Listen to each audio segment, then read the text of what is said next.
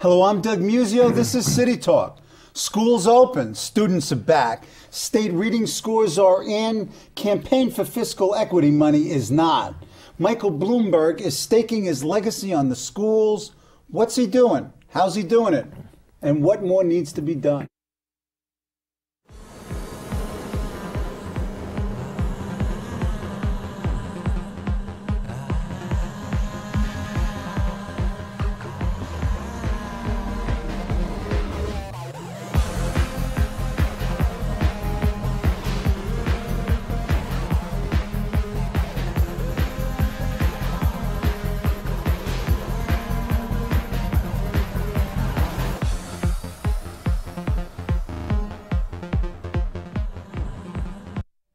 To help us understand what's going on in the New York City public schools is Fliegel, a frequent guest on Things Educational here on City Talk.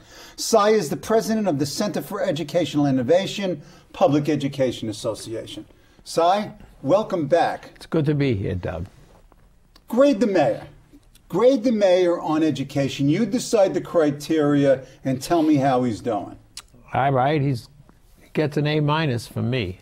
You would need one of these grade inflators? A-? A-, that's right. Ooh, give me the sources of the A and then the source of the minus. I'll tell you why.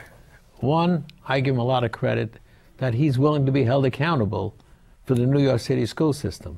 Every other mayor was smart enough not to do that. In fact, some of them wanted it. But they used to be critics of the system. It's easier to be a critic of a system than being held accountable for the system. So he gets a lot of credit from me for wanting to be held accountable for this New York City school system. Yeah, but he's had the control now for a couple of years. He's still getting credit for it? Yeah, he's getting credit for it because you have to judge him on where were the kids when he came in and where are they now. Good. Now, recent test scores have been very good for the mayor and for the children of the city of New York. Go ahead, because I read, maybe we were reading different newspapers and we have to talk about that. I'll tell you what, I'll give you an example of that. If you read the New York Times on front page, which I did, it said 6th grade scores drop. Right. If you read the New York Sun, which I did, says 8th grade scores rise. So depending on where you sat is how you read the news. That's how you looked at it. So you sat somewhere else. What was the story with the scores? Okay, this is what I think the scores continued to increase. Okay. In fact, this is the first time that you've got grades 3 through 8 being tested. Right. And I was surprised because I was looking it up yesterday in preparation for today. 69% of the kids in 3rd grade are at or above grade level. And these are historic highs? Those are historic highs. Now, as a result of what? Well, you see, you can't blame the system when the scores are low and then say, well, they had very little to do with it. They had a lot to do with it, obviously. Now, you take the 8th grade scores.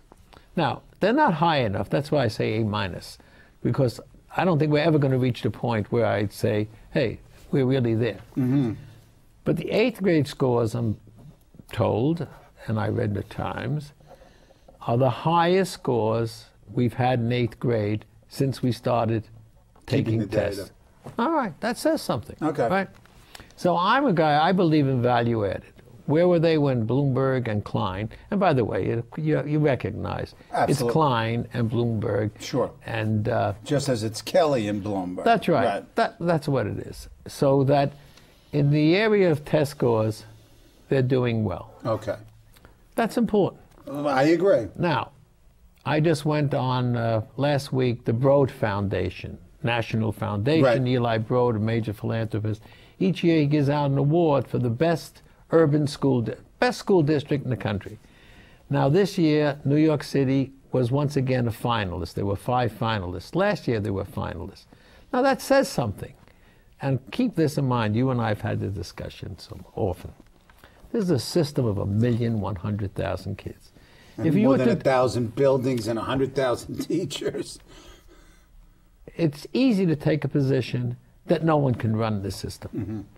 Now I think they're highly sophisticated, Joel Klein and the mayor. These are sophisticated guys. Now, this empowerment zone is a highly sophisticated action. Let's talk about that. Let me preface it. The last time we talked was on April 9th, and on that very day, the New York Times front page headline read, quote, "City rethinks its remaking of schools." And we talked a bit about what was proposed on that show. Now, this is your first time back. What was proposed? What's happened in the interim? Where are we going with all of this? Okay. This is my own view of what this is about. Go ahead. This is a big deal. It is a big deal. This is a revolutionary change in the system. It's a revolutionary change in the system. Go. And most people in the system don't know it yet. Go. Okay. What I think happened was when they first came in, they centralized the whole system to, I guess, to create order in the system. It was Stalinist. We've characterized it that way. Now, every chancellor learns that with 1,100,000 kids, you can't control it from central office, 110 or tweet. So what's happened is they've said we're going to create an empowerment zone. And we're going to zero in giving tremendous budgetary decisions, curriculum decisions, methodology decisions to the school level, to the principal and his staff. So you have a radical, now in a sense you almost have a radical decentralization. It is decentralization, but they don't call it decentralization. But in truth, it is a return to decentralization without school boards. Without school boards. But wait a second. Let me just do a little digression here. You gave him a grade of A- earlier. What about parental and community involvement here? How do they get graded with this? Because your point is, yes, it's decentralization, but you don't have those pesky parents around. Okay, I didn't say pesky parents, but I'll say this for you. Okay, I'm not putting words in your mouth. This is what I'm saying. I think it's the system's responsibility to educate the kids. I'm all for parental involvement, but I think I've told you this before. Any professional meeting you go to, if it's 2 hours long, the professionals want to talk about greater parental involvement. And I keep saying, what about greater professional involvement? Okay. We're the guys getting paid to educate these kids. All right. Okay. Now, when you empower the schools, you give parents the opportunity. It's easier to organize in a school. It is easy, right? Okay. And they did put parent coordinators into each school. Now, it all depends who they are and how parents use those parents. But they're chosen by the principals. They're chosen by which is part of this decentralization of power to the principal. That's right. I mean, that's the motto, power to the principal. It is power to the principal, but the principal, so in this system, is the only one really accountable. He's the only guy, or she is the only person who can lose their job if the school doesn't do well. Now, is that the deal here? That's the deal. In other words, you sign up for this. You sign up, and what's most fascinating to me, they thought they would get 100 schools to join them. And you were optimistic 100 the last time we talked. 331 principals said, I want to be part of the empowerment zone. Why? Because they can lead. They can lead. They're no longer accountable or have to follow the regional superintendent or the local instructional superintendent. You cannot expect people to be accountable if they are not involved in the decision-making process. So 331 principals are saying, I'm willing to be held accountable. And by accountable, I mean based on pupil performance, outcomes. So this is outcome measurement. Outcome measurement all the way. Test scores, graduation rates. Test scores, graduation rates, attendance, suspensions, and so on. Violence in the schools. They could lose their job. Now, they're willing to do that. So you're going to get, I think, a highly motivated leadership, and I think most people will agree leadership is usually the critical factor in the school. Now, the smart principals will involve their teachers and their parents. Why be out there alone? You understand? Sure. Okay. Sure. So I think it's a major change, and I think, for example, I believe in charter schools and so on. Right. I think you're better off being in an empowerment zone than in a charter. Because you're regulated more heavily probably in a charter school. The charters are the most monitored schools we have. You have the biggest problem with charters, facilities. Here you have the facility. Right. Here you have all the benefits of a system. The allocation of money. Each of these schools in the empowerment zone will get up to $250,000 more than other schools. So, and how did they do that? They tell me $80 million from the central bureaucracy and the regional offices. Which they created. Okay. That's right. So that's okay. So, because I believe the resources should be in the school. Right. The closer you get to the school with resources, the better the chances for children. Okay. You've been a principal. Yeah. You would love this system. Oh, you see, the key here, my advice to principals, you know, by the way, I should say that the CEI-PEA will be one of the intermediaries managing one of these cohorts. Yeah, I want to talk about the relationship of government, the nonprofits like CEI, and their role in this. But let's talk. So this is what I would do. If you say to me, you are now in an empowerment zone, I would take it to the end limit. What I wanted to do, I would never be asking them, can I do this? Can we do this? And if they came and said, hey, you can't do that, I say, hey, I thought I'm in an empowerment zone. I'm acting empowered. When that begins to happen, you see, we have too many principals in the current system who like the idea of a strong bureaucracy because it takes away a lot of the responsibilities of what they have to do. Sure. But we need leaders who are willing to lead. Right. And now if I say to you as a principal, you're empowered to do a lot. You decide your budget. You decide who you hire. You decide the strategies, the methodologies, even the curriculum. So you're telling me that under this system, the principal really does have control over the major areas without a doubt that you just articulated. If only they exercise it. Right. If you don't exercise it, you don't have control. That is a tremendous, tremendous edge. Now, and it's easy enough to see because they're being very fair. They're using value added. In other words, look, if I'm in Larchmont and my kids are reading, you know, but if I'm in Central Harlem and East Harlem and we're starting at this level and then we measure where did they go that year. Now it's going to be an interesting phenomenon. Those schools in highly advantaged communities, they're going to have a problem. Right, because they can't improve that much because that's right. they're already there. They're going to say, well, what did you have? Well, we had 88% of our kids at or above level. Hey, you only went to 89, right?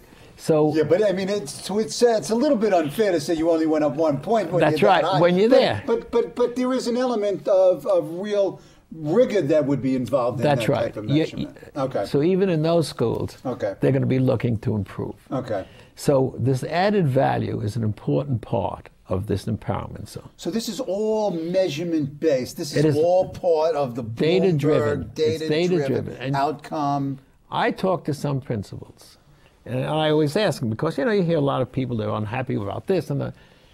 Even the ones who are unhappy about it, they say, for the first time, I am fully data-driven. I know where my kids are at, and I can apply that to the classes and to teachers and so on. About time. So that's an important thing. As long as we're using the right measures. That's right. Are we using the right measures? Well, we're using Are there other measures? There must be. Look, I'm a guy who, you know, you hear so much about it. The tests are what we measure kids by, right? They decide whether they get held over or not, what kind of high schools they go to, what colleges they go to. So we have a responsibility to do that. But any good teacher always had what they call a portfolio. I used to call it a folder of kids' work. You put the first week you're there, we wrote a composition. Now, we keep adding to it. In June, I've done this, thank you. Of course, you've done it and I've done it. We take a look, say, if in June the kid's writing is worse than it was in September. Well, not better anyway. Right, I get it. I think I'm responsible as the teacher. You see, so there are many ways to measure kids. But the system does measure. And you take the New York Times, they put your school in the newspaper, they rank you. You're 612.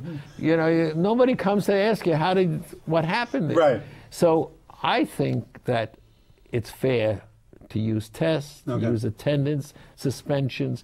It's not hard. You know what we say? You and I and anyone else can walk into a school and in 10 minutes you know whether it's a good school. 5. Right. And you know something? In many schools, you ask the kids, and they know. You ask the kids. The kids definitely know. Ask the kid, who's the best teacher? They never pick the teacher who's the weakest and lets them get away with murder. They'll say something like, Mr. Muzzio, he's mean, but he's good. Right. Thank you. That's my rep. Thank you. That's right. Okay. Good. So that evaluating schools is not the magic we all think it is. Right? Okay. So here you have 331 principals and their staffs saying, I'm willing to be held accountable. Accountability is the critical factor. Sure. Because it's based on pupil performance. Okay. 331, that's about 30% of your buildings. Now, can the system handle training? I mean, these folks are willing. Are they all able? I mean, do we have the right 331 and it's 331? No, I don't know that. Too big a number? I don't know that we have the right. You know what I like about that? Go ahead. I like the enthusiasm that they volunteered. And they're not the best schools. Well, it runs the whole gamut. Well, I would There's think some that on correctional action. Right.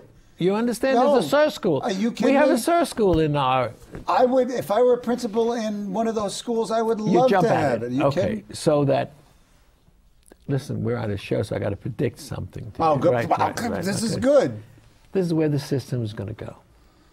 In other So words, this is the model. That's this right. is a pilot, but it's a This is big pilot. It's a big pilot, but I can almost assure you, in 3 years, all the schools will be in the empowerment zone. So you have this oddly structured institution that's highly centralized at the top and decentralized at the bottom. Right. And what about all those 10 these and 10 of those in the middle? Are they getting rid of those? I mean, quietly? I think I once told you, someone read a Roman general's biography. Right. Does everything in tens. I was a Latin student, I know. Now, if they keep increasing empowerment zones, and if they had to take 80 million from the regionals and the central board, they're going to cut down the number of regional superintendents. Because what are they doing? That's right. They're going to have to do that. And that's for the better. Understand, people don't understand. Our regionals with 10, some have 147,000 kids. Ridiculous. Larger than the whole Boston system, larger than Newark. Pittsburgh has 38,000 kids in the whole system. These regionals have 147,000. 4 times more than Pittsburgh. Give me a break. I often have said, would you appoint Mr. Jones, who's a regional, to be head of the Boston school system? I say, what are you, crazy? That guy couldn't do that. We got 10 of them all over the place. You understand? Right. So that I think that's what the system is going to be. It's going to be a highly accountable system. And it's going to, you see, they were calling it originally an autonomous zone. Now, you and I understand. There's no autonomy. No. Who signs your paycheck? Right. My good friend Reggie Landau always used to say, who signs the paycheck? Thank you. So there's no, that's why it's really an empowerment zone. And it makes much more sense in reflecting the reality. The chancellor and the mayor will still control the system. Right. Well, they They're are supposed required to by law. And he's saying, hold me accountable. That's why I gave him an A-. Okay. Now, isn't there the possibility that right now you could have 332 different systems in a sense? You've got everybody else and each of the 331 teaching different things. Well, I mean, it's not going to be that diverse, no, is it it? can't. Well, you know, I mean, isn't it structured by, accreditation requirements and all of that stuff? Of course it is. You still have to follow the standards of the state. Right. Right? You still have to follow promotional policies and so on. Right. You still School have to follow the days. union contract and so on. Well, I want to talk about that. Yeah. How has the union reacted to this? And what is the relationship now between the union and its workers and the administration? Because at various times it's been, forget about love-hate, it's been hate-hate. Hate. You're right. Now, again, I give you my view. Oh, well, if I'm the union. Okay. Right. Go ahead. We're empowering teachers as well as principals. You have a well-organized school. You understand? In any good school that's well-organized, and any good principal is going to be listening to what his staff is saying. Without question. The best principals are always that They always way. do that. Absolutely. And the best principal isn't a guy. Schools that I've been in, that's always been. I remember I was talking to a principal. We always used to say, good principals have a vision. And I said, good. I said, but it's got to be communicated and people got to buy it. Yeah. I once had a principal who thought it was so brilliant, he wasn't going to share with anybody, right? Right. Good idea. Nothing happened. Right. You understand? Absolutely. You see, the truth of the matter is we are almost totally dependent upon teachers and what happens in the classroom.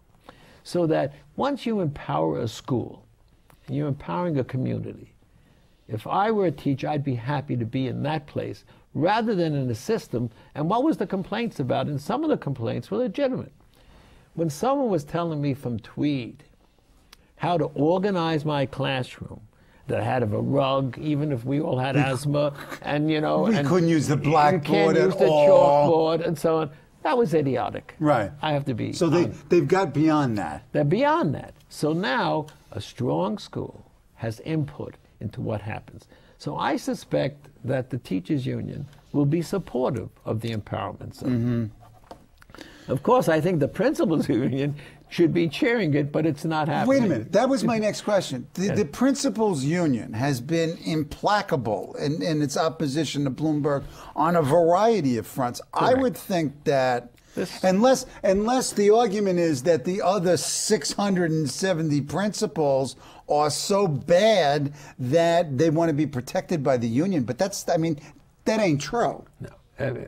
Again, my view is the principals union should be pleased about this. However, understand, what's the makeup of the CSA? They're more the supervisors union. They're more assistant principals than principals. So they are much more concerned, it seems to me, on what APs think than what principals think.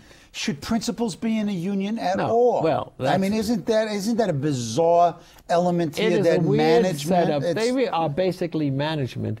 And in an empowerment zone, they are management. They are the manager. That's right. If this works out according to the theory. And I think part of the problems that union has with the mayor and the chancellor, they don't have a contract now going on 3-4 years. Well, there's a reason for that, obviously. You got to be working together. They're not working together. So, part of it, union leadership? That's right. The board of the CSA leadership and the mayor are certainly not working together. Not working together is a euphemism. That's right. Okay, let's move on. Okay, what else needs to be done? What are the likely next steps in the process, and what ought to be the next steps in the process? There has to be a change. This is what I think, because you know what's interesting about it? This is new, so a lot is developmental. Sure. To see how it works out. But I think conceptually it goes something like this. They have the principals in the zone interview and select who the staff and who the leadership will be in that whole cohort. Right. That's an interesting change. And as a principal, I would love it. Right. Therefore, the whole concept is, what are you going to do to help the school, not just monitor. So you're shifting it's a major focus shift from monitoring to really assisting and improving. And if you don't, what a novel idea! And if you don't, you're not going to be there. Right, get out of the way. So that kind of makes sense. Now, I happen to like that because that's what CEI-PEA has always done.